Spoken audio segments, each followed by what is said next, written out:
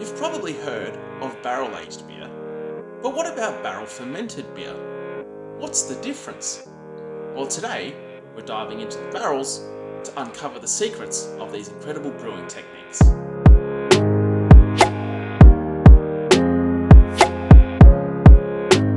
And today, it's all about beers and barrels. Now let's first talk about barrel-aged beer. This is most likely what you're familiar with when it does come to beers and barrels.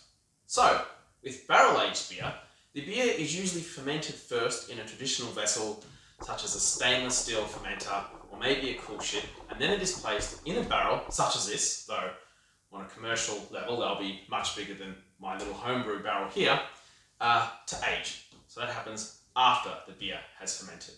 So typical styles of barrel-aged beers might be a barrel-aged bourbon stout, a stout placed in a former bourbon barrel. Or you have more traditional style of beers such as Belgian lambics. However, what really makes a barrel-aged beer barrel-aged is the fact that it is aged in a barrel. Barrel-fermented beer, on the other hand, is actually fermented in the barrel rather than aged in the barrel. And so, as is the case with these three beers from Legno here, they are only in the barrel for a short time, and that is while fermentation is happening. This method imparts unique barrel and oak flavours into the beers during fermentation instead of during an aging process. Let me quickly tell you about Legno. They're a small South Australian craft brewery that have been crafting artisanal barrel-fermented beers since 2022. They are inspired by mixing innovation with tradition and believe what's old is new again. And I just absolutely love this and think this is a great attitude. And is the reason why I was super excited to try their beers when I first came across them. For more information on Legno and the beers that I'll be tasting in this series, see the description below. So you're probably wondering, that's great and all, but what does all this mean for the actual beer that I drink? Barrel-aged beers typically are higher alcohol beers, such as 10% or so. This helps with preservation in the barrel, as well as with some flavour extraction. With these beers, you tend to get a richer, more complex flavour. However, due to the high alcohol content, they can be much more challenging to drink. On the other hand, these beers here, which have been barrel fermented, are much lower in alcohol and are more approachable at only 6%.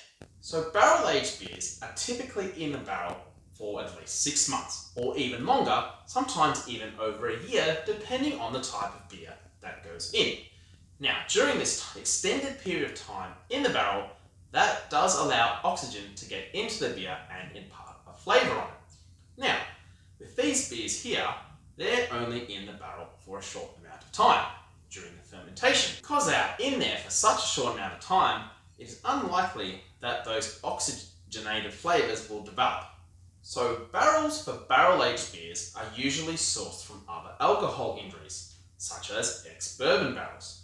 What this means is that any beer that is barrel-aged in a barrel that has had some other liquid in it beforehand, such as bourbon or whiskey, will mean that that finished beer will have some of the flavour of that alcohol that was previously in there. Now with these beers here, that is not the case. They use new American oak charred barrels when they ferment.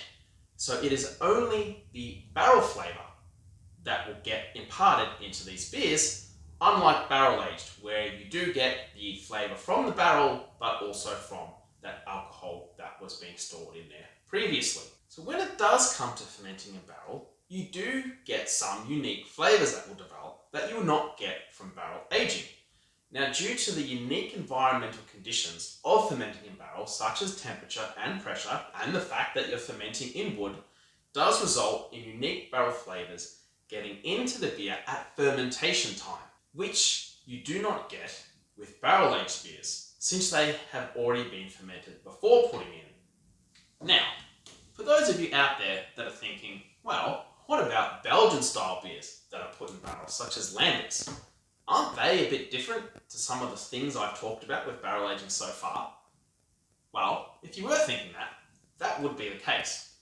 So with those style of beers, such as lambics or those sour style barrel-aged beers, they use microbes present within the barrel to get that sour flavour, and the emphasis is not so much on extracting flavours from the barrel or getting flavours such as bourbon or whiskey into those type of beers, as the focus is on getting sourness from the microbes that live within.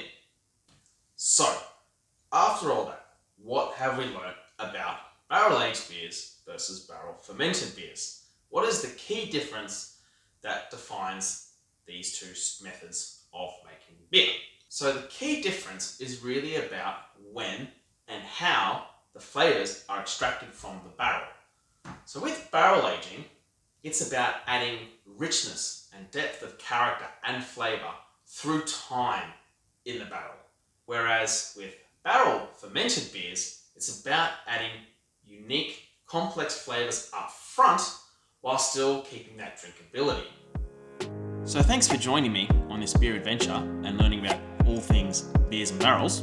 And if you do want to know more about Legno, I will put a link in the description below. So stay tuned and hit like, subscribe, and also the bell notification so that when a video of me cracking this open and comparing it to some barrel-aged beers comes out, you will be the first to be notified and you won't miss a thing. Until then, keep exploring, keep tasting, and keep supporting those who make unique and good craft beers. Cheers!